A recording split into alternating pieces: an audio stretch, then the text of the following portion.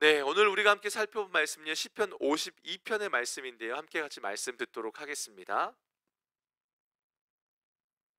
52편. 포악한 자여, 내가 어찌하여 악한 계획을 스스로 자랑하는가? 하나님의 인자하심은 항상 있도다. 내 혀가 심한 악을 꾀하여 날카로운 삭도같이 간사를 행하는도다. 내가 선보다 악을 사랑하며 의를 말함보다 거짓을 사랑하는도다. 셀라. 간사한 혀여, 너는 남을 해치는 모든 말을 좋아하는도다. 그런즉 하나님이 영원히 너를 멸하시며 너를 붙잡아 내 장막에서 뽑아내며 살아있는 땅에서 내 뿌리를 빼시리로다. 셀라. 의인이 보고 두려워하며 또 그를 비웃어 말하기를, 이 사람은 하나님을 자기 힘으로 삼지 아니하고 오직 자기 재물의 풍부함을 의지하며 자기의 악으로 스스로 든든하게 하던 자라 하리로다. 그러나 나는 하나님의 집에 있는 푸른 감람나무 같으며 하나님의 인자하심을 영원히 의지하리로다. 주께서 이를 행하셨으므로 내가 영원히 주께 감사하고 주의 이름이 선하심으로 주의 성도 앞에서 내가 주의 이름을 사모하리이다. 아멘. 네, 하나님의 말씀입니다. 여러분 다윗처럼 살라고 하시면 어떠실까요? 많은 성경의 여러 인물들 내가 닮고 싶은 이 인물들 이야기하면 다윗을 참 많이 들긴 합니다. 근데 다윗의 인생을 여러분 우리가 보면 참 어떨 때는 다윗처럼 살라라고 이야기하는 거 보면은 인생의 수많은 고난들 때문에 우리에게 또 부담이 되는 부분들이 있지 않을까 싶습니다. 다윗의 인생이 참 야곱의 인생 못지않게 수많은 어려움들이 다윗의 인생에 있습니다. 가슴 아픈 사건들도 있고 여러 험난한 여정들도 있는데 그 많은 일들 중에요, 가장 비통한 사건이 뭘까를 이야기한다면 그 중에 여러 사건들도 있겠지만 오늘 본문의 사건도 다윗에게 있어서는 하나의 비통한 사건들 중에 하나이지 않을까라는 생각이 듭니다. 다윗은 왕이 되고 싶은 욕심이 그에게는 없었습니다. 그의 인생은 왕이 되는 것이 아니라 그는 늘 주님과 동행하는 것이 그의 삶의 목적이었습니다. 근데 하나님의 은혜인지 어떤지 하나님 인도하심 따라 그가 어쨌든 이제 사위가 되어지는 그런 가운데 사울이, 자기의 장인어른이었던 사울이 다윗을 죽이려 하는 일들이 벌어지게 됩니다. 계속적으로 그를 죽이려 그러는 가운데 다윗이 이제 요나단을 통해서 진짜 사울이 자기를 감정적인 것을 넘어서서 자기를 죽이려 한다라는 것을 확인하게 되고 결국에는 이제 눈물을 머금고 요나단과 결별하게 되죠. 어디로 가야 될지 모르는 그런 처량한 신세 가운데 놓여져 있을 때 높 땅에 있었던 대제사장 아히멜렉에게로 다윗이 가게 됩니다. 그 가운데 너무나 허기진 가운데서 다윗은 이제 아히멜렉으로부터 이제 하나님 앞에 진설된 진설병을 통해서 허기를 채우게 되고 자신이 쳐 죽인 블레셋 장수인 골리앗, 그때 죽인 그 칼을요 다윗이 이제 받게 됩니다. 근데 그때 문제가 하나가 발생을 하게 됩니다. 그 과정 속에서 사울의 목자장이었던 에돔 사람 도액이 그 모든 것을 지켜보는 겁니다. 그리고 나중에 사울에게 가서요, 그 높 땅에 있었던 일들을 이렇게 설명을 하는데, 문제는 이 도액이 그냥 단순히 사울에게 왕이시여, 그냥 다윗이 아히멜렉에게 왔습니다, 뭘 먹었습니다, 뭘 가져갔습니다라고 그냥 팩트를 말하는 것으로 끝나는 것이 아니라 은연중에 자신이 본 그 가운데 아히멜렉을 반역자로 몰게 됩니다. 결국은 사울이 도에게 말을만 듣고 광분하여서 아히멜렉과 나머지 제사장들을 다 불러들이죠. 그리고 다윗을 도운 저 사람들을 다 죽이라고 명령하게 됩니다. 근데 그때 아무도 하나님의 기름 부은 제사장들을 죽이려 하지 않습니다. 두려운 일이니까요. 근데 그때 도액이 나서서 그 아히멜렉과 85명의 제사장들을 칼로 죽여버리고 다시 높당에 가서요, 거기에 속한 남녀와 아이들, 뭐 동물들까지도 싸그리 진멸해 버리게 됩니다. 그리고 그때 그 아히멜렉의 아들이었던 아비아달은 도망을 치게 되고요, 그 모든 일들을 다윗에게 이야기해 주게 돼요. 당연히 그 다윗이 그 소식을 듣고 비통함에 빠지죠. 왜요? 어쨌든 간에 자기 때문에 일어난 일이라는 겁니다. 그래서 다윗이 슬퍼하는 가운데 이제 오늘 본문의 시편을 기록하게 된 겁니다. 그러니까 이런 배경이 오늘 본문 시편 52편 가운데 있다라는 겁니다. 여러분 방금 성경을 좀 읽으셨는데요, 오늘 본문에 나오는 이 악한 사람이 바로 도액입니다. 여러분 도액의 모습을 보면 어떤 생각이 드십니까? 우리말 중에 이렇게 아나무인이라는 말이 있습니다. 교만 방자해서 다른 사람들을 업신여기고 눈에 보이는 게 없는, 우리 흔히 뵈는 게 없는 사람이란 말 쓰잖아요. 딱 이 도액이란 사람이 그런 사람입니다. 지금 도액의 눈에는 하나님이 보이지 않습니다. 그냥 이런 거죠. 내가 하나님을 믿었는데 그냥 내가 좀 하나님을 놓쳐서 죄를 졌다. 이 정도의 말을 하는 것이 아니라 지금 이 도액은 하나님에 대한 두려움이 없는 사람입니다. 왜요? 하나님이 안 보이니까요. 보이질 않는 겁니다. 여러분, 아이들이 적어도 어른들을 이렇게 눈치 보지요. 눈치 본다는 말은 뭐예요? 어른들이 보인다는 겁니다. 근데 어른이고 뭐고 그냥 애들 눈에는 안 보이면 어떻습니까? 자기들 마음대로 행해 버리는 거죠. 그냥 자기 감정과 자기 생각과 자기 본능대로 행한다라는 겁니다.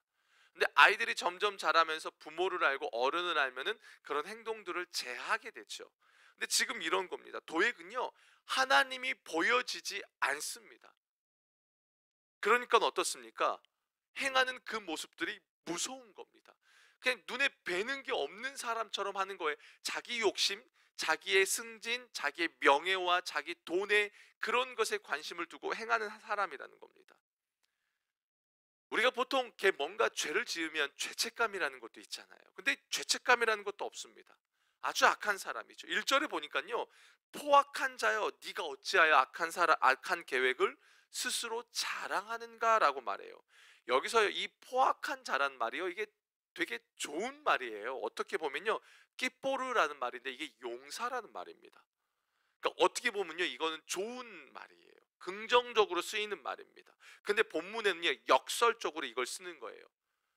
용사예요. 힘이 있어요. 능력이 있어요. 근데 그게 뭐예요? 악한 쪽으로 간다라는 겁니다. 그래서 악명 높은 용사여 이런 뜻입니다. 비꼬듯이.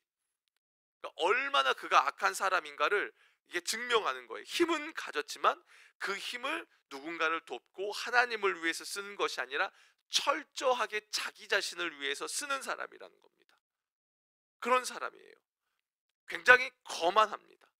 자기를 드러내는 것, 오죽하면요 여러분, 악한 계획을 스스로 자랑한대요.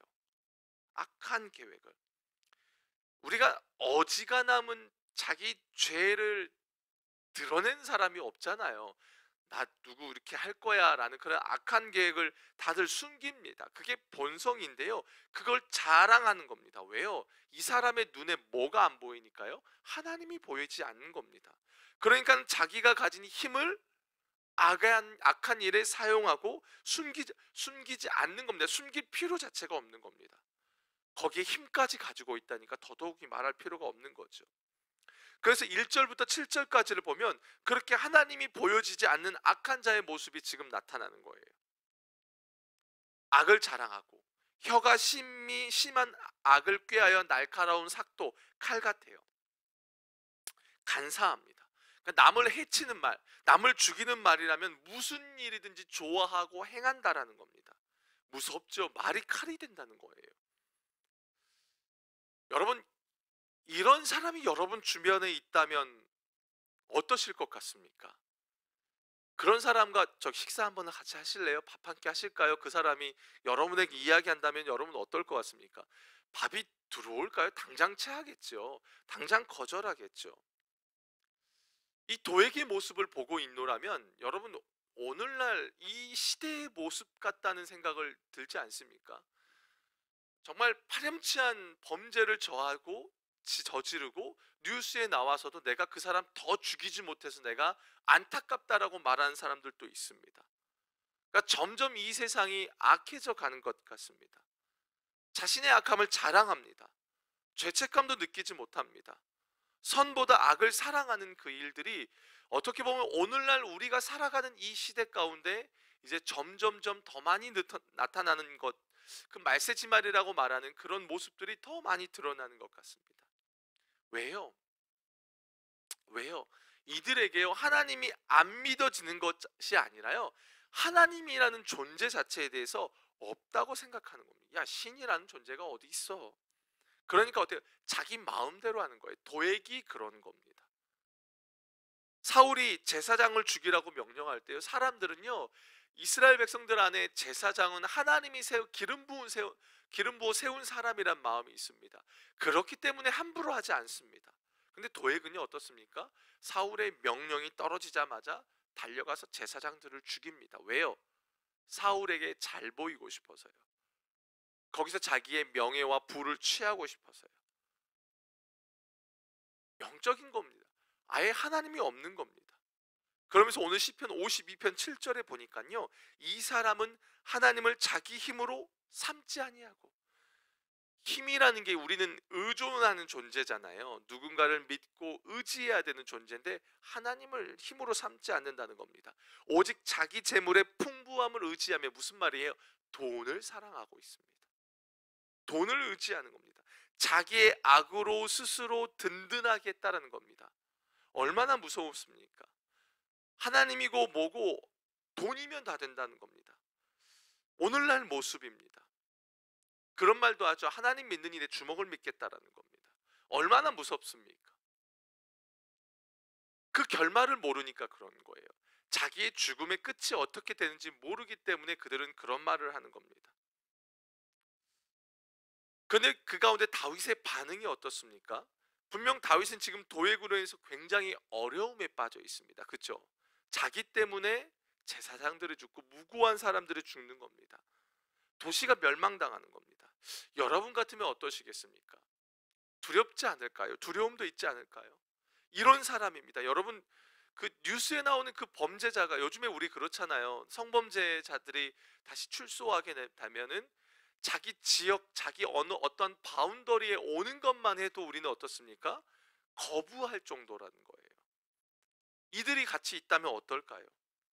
얼마나 두려울까요? 다윗 안에는 두려움의 반응도 있지 않을까요? 여러분, 우리 같으면 어떨까요? 그런 사람이 우리 주변에 온다 그러면 당장 두렵겠죠. 근데 오늘 본문에 나오는 다윗의 반응은 우리의 반응과 다른 반응이 나타납니다. 왜요? 한번 볼게요. 6절에 보면요, 의인이 보고 두려워하며 또 그를 비웃어 이르기를, 요 말이요, 그러니까 두렵다라는 말이 이게 단순히 그냥 도액이 두려워 그 말이 아닙니다. 그 두려움의 내용이 뭐냐면 5절을 보게 되면 이렇게 나와요.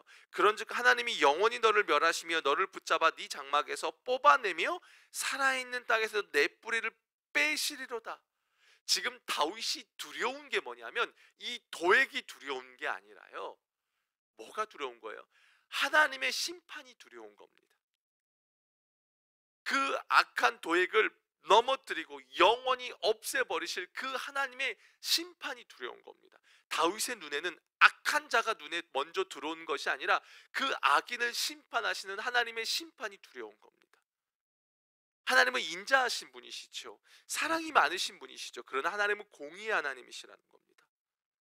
도액 너를 넘어뜨리고 영원히 없애버리실 거야. 너를 장막에서 끌어내어서 갈기갈기 찢어서 영원히 뿌리 뽑아 버리실 거야. 다윗의 눈에는 그게 먼저 보여지는 겁니다. 그렇기 때문에 그게 두려운 겁니다. 다른 것이 아닙니다. 사랑하는 여러분, 이것이 의인과 악인, 하나님을 믿는 자와 믿지 않고 더 나아가 하나님이 보여지지 않는다고 하면서 자기의 힘을 의지하는 자의 결정적인 차이입니다. 어떻게 보면요, 도액을 보면 치가 떨리고 분노가 밀려오지 않았을까요? 분노가 밀려오지 않았을까요? 그런데 다윗 입장에서는, 다윗에는 그것이 아니라 도액이 먼저 보여지는 것이 아니라 하나님이 먼저 보여지더라는 겁니다. 하나님이 먼저 보여지더라는 겁니다. 그러니까 다윗의 입장에서 반응이 다른 겁니다. 단순히 두려움을 넘어서서 그 도액에게 임할 심판 때문에 두려운 겁니다. 안타까워하는 것입니다. 그런 가운데 이 사무엘상하에 보면 다윗의 반응이 또 하나의 반응이 나옵니다. 그게 오늘 본문과 좀 이어지는 부분이에요. 사무엘상 22장 22절에서 23절을 보게 되면요, 다윗의 이 행동이 도액과 완전히 반대가 되는 행동이 나와요. 그게 뭐냐면, 다윗이 아비아달에게 이르되 그날에 에돔 사람 도액이 거기 있기로 그가 반드시 사울에게 말할 줄을 내가 알았노라. 내 아버지 집의 모든 사람 죽은 것이 나의 탓이로다. 두려워하지 말고 내게 있으라. 내 생명을 찾는 자가 너의 생명도 찾는 자니 네가 나와 함께 있으면 안전하리라 라고 말해요. 여러분, 다윗은 도액으로 인해 발생한 문제를 먼저는 자기 책임으로 돌립니다. 그리고 나서 이 아히멜렉의 아들인 아비아달에게요, 자신과 함께 있으라고 말합니다. 그러면 네가 안전할 거야 라고 말합니다. 여러분, 이게 말이 된다고 생각하십니까? 왜요? 다윗이 아히멜렉에게 간 이유가 뭡니까? 사울 때문에 도망 다니다가 먹을 게 없어서 어쩔 수 없이 아히멜렉에게 갑니다. 그 도망자 신세예요. 지금 다윗은 자기가 왕이 아닙니다. 그런데 왜 자신과 함께 있으면 안전하다라고 이야기합니까? 지금 다윗은 자신이 비록 도망자 신세이고 환난 가운데 있지만 다윗이 분명히 아는 게 있습니다. 지금 하나님은 나를 보호하고 계신다라는 것을 알고 있는 겁니다. 더 쉽게 말하면 하나님이 자신과 함께 있고 하나님이 자신을 지키고 있기 때문에 지금 다윗의 눈에는 도액이 두려운 게 아닙니다. 오히려 도액에게 임할 심판이 두려운 겁니다. 그래서 도액을 생각하면 그가 받을 심판에 대한 두려움을 갖고 있는 겁니다. 그리고 하나님이 자신과 함께 하신다는 것을 알기 때문에 아비아달에게 너 나와 함께 있으면 너는 안전하게 될 거야. 너의 아버지의 일들과 그 모든 일들의 책임은 나에게 있어 라고 이야기하면서 다윗이 그 아비아달을 자신과 함께 하도록 콜링한다라는 겁니다. 지금 다윗에게 펼쳐지고 있는 일들 속에 이런 일들이 이 시편 52편 이면 가운데 깔려 있는 겁니다. 그러니까는 오늘 본문 안에서요, 다윗이 도액에 대한 심판에 대한 이야기를 쭉 설명함과 동시에 다윗이 진짜 하고 싶은 고백의 내용이 뭐냐면 오늘 본문 8절 9절에 보면 이 내용이 나와요. 그러나 나는 하나님의 집에 있는 푸른 감람나무 같으며 하나님의 인자하심을 영원히 의지하리로다. 주께서 이를 행하셨으므로 내가 영원히 주께 감사하고 주의 이름이 선하심으로 주의 성도 앞에서 내가 주의 이름을 사모하리이다. 여러분, 이 고백이 쉬운 고백일까요? 여러분 때문에 누군가가 죽었다고 생각해 보십시오. 이게 나올 수 있는 고백일까요? 도망자의 신세입니다. 여전히 누군가 사울이 자기를 죽이려고 합니다. 그 이후에도 다윗이 계속 도망 다닙니다. 어떨 땐 침 질질 흘리고 또 뭐 도망가고 피하고 수많은 고난이 여전히 펼쳐져 있음에도 다윗이 그 가운데 내가 영원히 주께 감사하고 나는 푸른 감람나무, 감람나무의 특징이요, 그 푸르름이요 다른 나무들에 비해서 굉장히 길게 유지가 된대요. 그 감람나무가요. 다윗이 이 고백을 할 수 있는 이유가 무엇입니까? 다윗의 눈에는 자기와 함께 하시는 하나님이 보여지더라는 겁니다. 그렇기 때문에 이 고백으로 나아갈 수 있다는 겁니다. 그의 인생을 하나님께서 보호하고 계신다는 겁니다. 우리 시편 1편에 가보면 무슨 이야기가 나옵니까? 복 있는 사람들은 악인들의 꾀를 따르지 아니하며 죄인들의 길에 서지 아니하며 오만한 자들의 자리에 앉지 아니하며 오직 여호와의 율법을 즐거워하여 그의 율법을 주야로 묵상하는도다. 그러면서 뭐라고 나와요? 그는 시냇가에 심은 나무가 철을 따라 열매를 맺으며 그 잎사귀가 마르지 아니함 같으니, 그 말이에요. 3절의 그 말이에요. 오늘 8절의 말이에요. 푸른 감람나무라는 그 말과 똑같은 말인 거예요. 그가 처한 상황은 그렇지 못할 수 있어요. 푸르름을 유지할 수 없는 상황이에요. 그의 상황만 놓고 보면요. 그런데 나는 푸른 감람나무라고 고백할 수 있는 이유는 어디로부터 공급이 계속 오는 거예요? 시냇가에 심은 나무가 잎이 마르지 않는 것과 동일하듯이 내 인생을 하나님이 붙잡고 하나님이 이끄시고 인도하시고 함께 하신다는 것을 다윗이 그 속에서도 고난 중에서도 보여지더라라는 겁니다.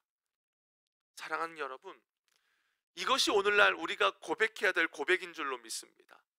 앞으로 우리가 살아갈 세상은 더 악할 겁니다. 더 만만치 않을 겁니다. 어떤 분들은 그런 이야기 하시더라고요. 어른들이 그런 얘기 하더라고요. 목사님, 차라리 옛날이 더 좋아요. 예, 저도 그 말에 동의합니다. 삶은 불편할지 몰라요. 오늘날은 삶은 편합니다. 삶은 편안하지만 죄성은 더 악해 갑니다. 점점점 마치 사사기의 죄악의 나선형으로 거듭되면 거듭될수록 더 악한 것처럼 마지막 때가 되어가면 되어갈수록 죄는 더욱더 악해갈 것입니다. 하나님을 모르고 하나님을 인지하지 못하고 많은 사람들이 죄를 지어서 나아가는 일들이 벌어질 것입니다. 그런데 그 속에서 예수 그리스도를 믿는 성도들은 놓치지 말아야 될 것은 뭡니까? 하나님 나라를 바라보는 눈이 열려져야 합니다. 하나님이 나와 함께 하시고 하나님이 나를 통치하시고 하나님이 나를 이끄시는 그 하나님 나라에 대한 눈은 반드시 열려져야 할 것입니다. 그리고 이 세상 가운데 임할 심판에 대한 두려움이 우리 가운데 임해야 될 것입니다. 아멘이십니까? 그렇다면 우리는 이 시대 속에 바로 어떤 마음으로 살아가냐면 우리는 이 시대를 향해서 중보하는 자로, 중재하는 자로 살아가게 될 것입니다. 아브라함이 소돔과 고모라의 죄악을 보면서 에이 저것은 왜 저 모양 저 꼴이야 라고 하지 않았습니다. 하나님이 오히려 아브라함에게 내가 아브라함에게 숨기겠느냐라고 하면서 하나님의 계획을 아브라함에게 알려주자 아브라함이 한 것이 무엇입니까? 하나님의 마음을 대변한 거였습니다. 그것이 바로 소돔과 고모라를 위해서 중재하는 역할이었습니다. 중보자는 다른 것이 아닙니다. 하나님의 마음을 알고 하나님의 입장에서 대변하는 자가 중보자입니다. 아브라함이 끝까지 소돔과 고모라를 위해서 중보합니다. 의인 50명, 45명, 30명, 아니 20명, 아니 10명. 누구보다 그 죄악을 알고 있었습니다. 우리도 누구보다도 이 세상의 죄악이 어떠한 것인지 알고 있습니다. 아브라함이 알고 있기에 그 땅을 위해 중보했던 것처럼 성도의 삶은 이 도액의 삶처럼 이 세상이 흘러갈 것을 알고 있고 그 가운데 하나님의 심판이 임할 것을 알기 때문에 우리는 이 땅을 위해서 중재하는 자로 살아가야 합니다. 그것이 성도에게 주어진 사명이라는 겁니다. 그와 동시에 우리 개인의 인생에 대해서는 어떻게 고백해야 됩니까? 나는 푸른 감람나무입니다. 여러분 믿으십니까? 나는 푸른 감람나무입니다. 도액처럼 세상이 흘러가지만 나는 푸르를 수 있는 이유는 내가 어디에 심겨졌기 때문이요? 예수 그리스도라는 그 시냇가에 심겨졌기 때문에, 그래서 그 예수로부터 오는 생명이 우리 안에 있기 때문에, 그 은혜가 우리에게 나의 어떠함과 상관없이 끊임없이 공급될 것을 우리가 알기 때문에 우리는 푸르를 수 있습니다. 나의 본성으로만 놓고 보면 우리도 도액과 별반 차이가 없을 것입니다. 그러나 우리는 시냇가에 심겨진 그 나무이기 때문에 우리는 푸른 감람나무로서의 삶을 살아갈 수 있고 하나님 앞에 그렇게 고백하며 나아갈 수 있다라는 겁니다. 영원히 감사할 수 있다라는 것입니다. 사랑하는 여러분, 그 여호와의 이름을 사모하고 오늘 또 그 하나님을 여러분의 삶의 자리에서요 고백하십시오. 하나님, 나는 감람나무입니다. 아니요, 하나님, 나는 푸른 감람나무입니다.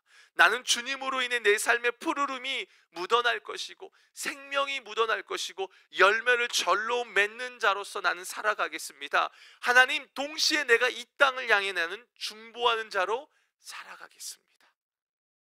이 고백이 오늘 하루 여러분의 인생 가운데 넘쳐나시길 주님의 이름으로 축복합니다. 함께 같이 기도했으면 좋겠습니다. 1절 7절의 보면 포악한 자여 네가 어찌하여 악한 계획을 스스로 자랑하는가? 하나님의 인자하심은 항상 있도다. 이 사람은 하나님을 자기 힘으로 삼지 아니하고 오직 자기 재물의 풍부함을 의지하며 자기의 악으로 스스로 든든하게 하던 자라. 이렇게 말합니다. 이 시대의 특징입니다. 세대가 점점 악해져 갑니다. 그래서 악한 계획을 자랑하려고 합니다. 물질 만능주의입니다. 그런데 성도는 이 시대를 바라보며 어떻게 가야 됩니까? 하나님께만 소망이 있습니다. 그 이 시대 사람들의 눈이 열리게 하여 주십시오. 여러분, 특별히 우리가 이제 1.1.2 생명구원 축제를 감당하고 있잖아요. 하나님, 세상의 물질과 세상의 힘을 자랑하며 그것이 전부인 것처럼 살아가는 나의 전도 대상자들의 눈이 열리게 해주십시오. 소돔과 고모라를 위해서 중재하던 중보하던 아브라함처럼 하나님, 내가 이 세상 도액과 같이 살아가는 자들을 위해서 내가 중보하는 자로 내가 서길 원합니다. 하나님, 저들의 눈을 열어주십시오. 여호와의 심판이 두려운 것인데 저들 가운데 심판이 임한 것이 아니라 구원이 임하게 해달라고 우리 한번 같이 기도하며 나아가겠습니다. 기도합시다. 살아계신 아버지 하나님, 오늘 말씀을 붙잡고 기도합니다. 아버지 하나님, 도액의 모습을 보게 됩니다. 이 시대의 모습입니다. 하나님을 보지 못한 자들, 하나님이 없다고 생각하는 자들의 모습입니다. 아버지 하나님, 그들에게 임할 심판이 두려운 것입니다. 하나님 아버지, 우리들의 눈이 열려져서 우리가 이 세상을 중재하길 원합니다. 중보하길 원합니다. 아버지, 도액과 같이 흘러가는 이 시대 속에 하나님의 심판이 임할 것이 두렵습니다. 아버지 하나님, 심판이 임할 것이 두렵습니다. 저들에게 심판이 아니라 아버지 하나님, 저들의 눈이 열려져서 하나님이 보여지게 하여 주시옵소서. 눈이 열려져서 저들에게 주의 구원이 임하게 하여 주시옵소서. 아버지 하나님, 이 땅을 향해서 아브라함이 정말로 소돔과 고모라를 향해서 중재했던 것처럼 우리 또한 이 땅을 향해서 아버지 하나님, 그냥 비판하고 정죄하는 것으로 끝나는 것이 아니라, 한탄하는 것으로 끝나는 것이 아니라 하나님의 심판을 두려워하는 가운데 이 땅을 향해서 중보하는 아버지, 우리들의 삶이 될 수 있도록 하나님, 우리와 함께하여 주시옵소서. 하나님, 이 땅이 점점 악하게 흘러갑니다. 그 가운데 우리가 깨어있길 원합니다. 그 가운데 우리가 주님의 나라를 바라보고 소망하길 원하고 저들을 위해서 기도하고 아버지 하나님, 이 나라와 이 민족 가운데 하나님의 구원이 임하기를 간절히 기도하며 나아가는 우리들의 인생 될 수 있도록 아버지 하나님 인도하여 주시옵소서. 우리 마지막으로 기도할 때요, 8절 9절을 붙들고 기도하겠습니다. 그러나 나는 하나님의 집에 있는 푸른 감람나무 같음이요 하나님의 인자하심을 영원히 의지하리로다. 주께서 이를 행하셨으므로 내가 영원히 주께 감사하고 주의 이름이 선하심으로 주의 성도 앞에서 내가 주의 이름을 사모하리이다. 사랑하는 여러분, 다윗은 그 악하고 불의한 세상 가운데서 자기의 위치를 알고 있었습니다. 자기가 어디에 심겨졌는지를 알고 있었습니다. 자기가 누군지를 알고 있었습니다. 자기가 푸른 감람나무 같다라는 겁니다. 그렇기에 그 악한 세상 가운데도 마치 시냇가에 심은 나무가 철 따라 열매를 맺는 것처럼 푸르름이 사라지지 않는다라는 것을 압니다. 자기의 인생에 인자함이 가득하다라는 것을 압니다. 그리고 고백합니다. 사랑하는 여러분, 이것이 여러분의 인생입니다. 이 시간 기도할 때에 하나님, 이 시대 속에서 내 인생을 하나님께서 끌어가시기에 나는 푸른 감람나무입니다 라고 고백하시길 원합니다. 하나님, 내 인생을 이끄시옵소서. 내 삶을 주님께 의탁하오니 하나님, 푸른 감람나무로서 날마다 여호와의 인자하심이 내 삶에 충만하게 나타나게 달라고 우리 마지막으로 주여 한번 외치고 기도하시고 여러분 계속해서 기도하시길 바랍니다. 기도하겠습니다. 주여, 아버지